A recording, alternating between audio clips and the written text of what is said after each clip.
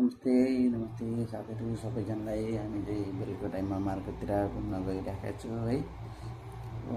अब गर्मी महिना पनि सुरु हुन लाग्यो। त्यति साह्रै गर्मी त भएको छैन, तर पहिलोभन्दा हल्का हल्का गर्मी पनि बढिसकेको छ।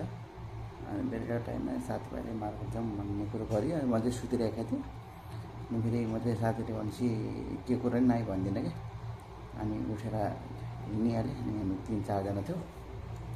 अनि हामी पहिले चाहिँ 3 जना गइरहेको थियौँ। पछि चाहिँ साथी बिचमा एकजना साथी नै हामीभन्दा पछाडि आइरहनु भएको रहेछ। अनि हामी सँगै गयो मार्केट। अब यस्तै हो, बेलुकाको सिनहरू हल्का चिसो चिसो नि छ। अब केही महिनापछि 1 महिनापछि त पुरै गर्मी नै हुन्छ हुन त।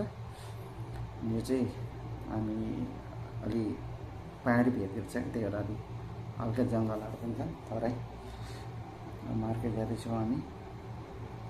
त्यही हो, 15-20 मिनट जति लाग्छ। हामी हिँड्दैछौँ साथीभाइसँग गफ गर्दै होइन, रमाइलो। कति दुःख मात्र गर्नु अब यस्तै हो जिन्दगीमा होइन, दुःख सुख भनेको आइरहेको छ। अब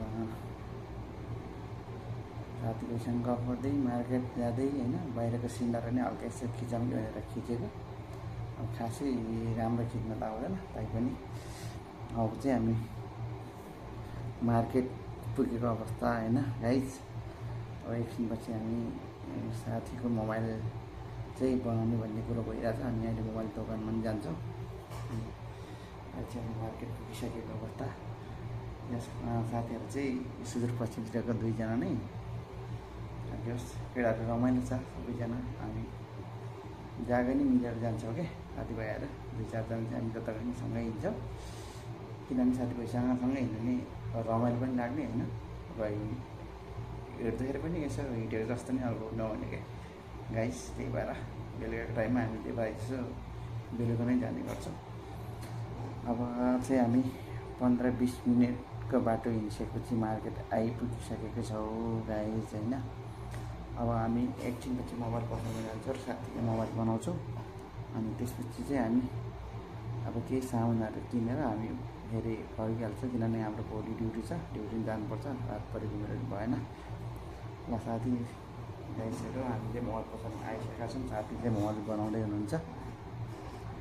अनि यहाँ चाहिँ मोबाइल बनाउने चाहिँ इन्डियन साथी हो, केरला हो। अनि उहाँले चाहिँ पहिला भिडियो नबनाउनु मेरो भिडियो नबनाउनु, मलाई प्रब्लम हुन्छ भन्दै हुनुहुन्थ्यो।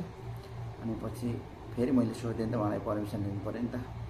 के यो बनाउने भिडियो चाहिँ मैले हाल्दा हुन्छ हुँदैन भनेर सोधेको चाहिँ उहाँले हाल्नु केमा हाल्ने हो, इन्स्टाग्राममा हाल्ने हो कि फेसबुक युट्युब केमा हाल्ने हो हालिदिनु, केही फरक पर्दैन भन्नुभयो। पछि त्यही भएर चाहिँ मैले त्यति धेरै पनि खिचेन। उहाँले अगाडि नै नखिच्नु भनिसकेपछि मैले खासै उहाँको भिडियो चाहिँ खिचेन। तैपनि पछाडि चाहिँ खिच्नु भन्दै हुनुहुन्थ्यो।